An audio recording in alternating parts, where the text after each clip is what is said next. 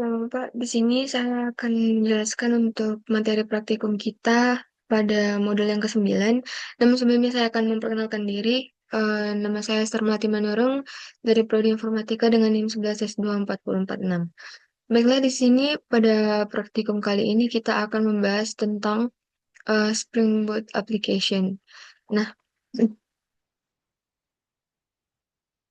adapun latar belakang dari praktikum ini adalah bahwa proyek ini bertujuan untuk mengelola cash flow dan to-do list, kemudian menggunakan Spring Boot, GPA, dan database relasional.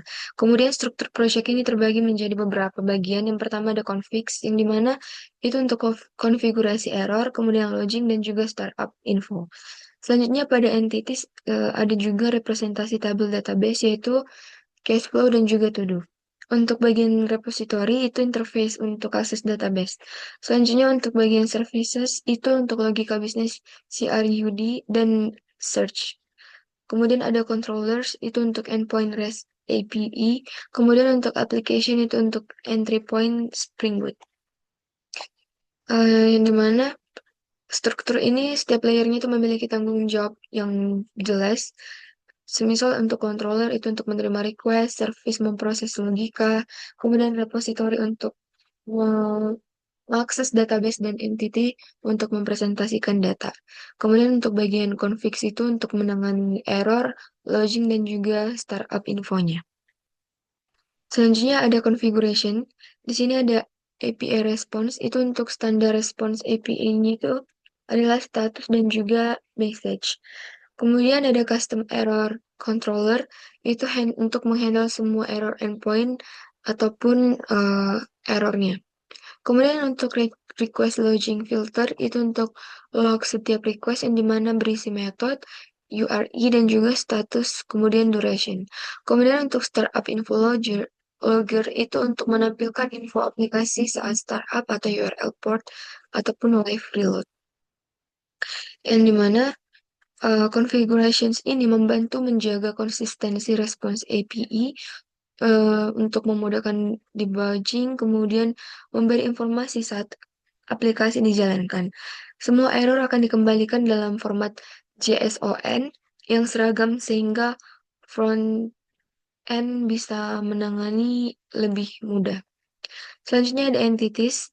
Itu adalah cash flow entity yang dimana fields-nya itu berisi ID, type, source, label, amount, description, created at, kemudian update at.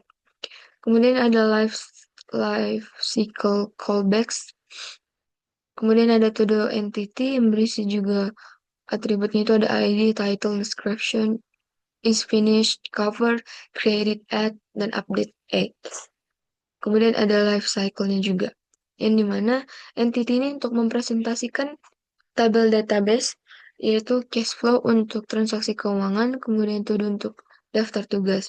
Dari bagian life cycle-nya itu, cycle callback, itu otomatis mengisi timestamp saat data dibuat atau diperbarui.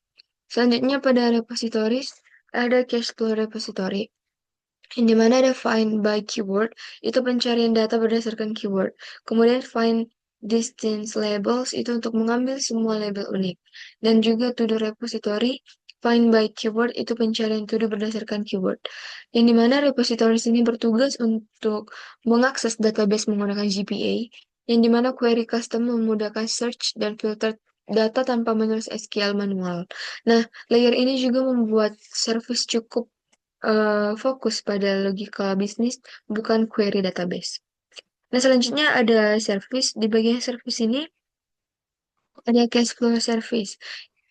Berisikan create, read all, read by ID, update, dan juga delete.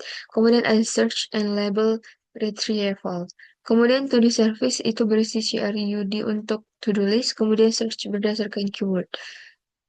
Nah, pada service ini menangani logika bisnis, yaitu validasi input, update, timestamp, dan juga pemanggilan si repositorinya. Pada service ini juga menjaga controller tetap ringan, cukup untuk menerima request dan mengembalikan request kepada si pengguna. Selanjutnya masuk kepada controllers, di mana ada home controllers yang berisi endpoint yang menuju untuk welcome message. Kemudian cash flow controller Ada beberapa, yaitu ini di sini pertama ada post itu untuk menambah transaksi, kemudian get cash flows itu untuk mengambil semua atau search, kemudian get cash flow ID itu mengambil berdasarkan ID, kemudian put cash flow ID itu update transaksi, kemudian delete untuk menghapus dan juga get untuk mengambil semua label unik. Kemudian ada to do controller yang dimana sama seperti tadi, kalau post dia menambah to do, kemudian kalau get dia mengambil mengambil semua, kalau get by ID dia mengambil by ID. Nah, pada bagian controllers ini, eh, controllers menerima request HTTP, kemudian memvalidasi data, memanggil service lalu membungkus hasilnya dengan API response, yang dimana dengan cara ini API tetap konsisten dan mudah di-maintain. Selanjutnya ada application entry point. Ini pada bagian ini ada application.java di mana pada bagian Spring Boot application-nya itu enable auto configuration atau component scan, yang dimana main metodenya itu untuk menjalankan Spring Boot.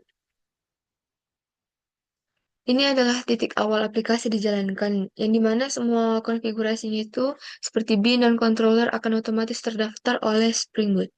Nah, di sini saya membuat flow diagram. Yang pertama, nanti klien akan kirim request, itu akan menuju controller, kemudian controller akan memvalidasi dan memanggil service. Nah, selanjutnya service akan memanggil repository, dan repository akses database akan menuju entity. Dan entity nanti akan menuju repository, lanjut ke service, lanjut ke controller, lanjut juga ke respon API. Yang dimana eh, flow ini menunjukkan pattern MVC-nya dengan tambahan service layer. Yang dimana ini memudahkan pemisahan tanggung jawab dan juga maintainability-nya. Nah, kita masuk kepada kesimpulan, yang dimana bahwa Spring Boot ini untuk mempermudah pembangunan REST API, yang dimana pattern-nya itu adalah dimulai dari controller, menuju service, menuju repository, dan akan berakhir di entity. Kemudian error handling-nya itu dan logging-nya itu telah diimplementasikan. Kemudian untuk CRUD dan search untuk cash flow dan to-do sudah siap digunakan. Di mana project ini menunjukkan application best practice dalam membangun backend dengan Spring Boot, layering, validasi logging, dan juga error handling untuk membuat aplikasi lebih terstruktur, aman, dan mudah untuk di-maintain. Baiklah Pak, mungkin demikian yang bisa saya jelaskan. Saya mohon maaf apabila ada kesalahan dalam pengucapan. Terima kasih Pak.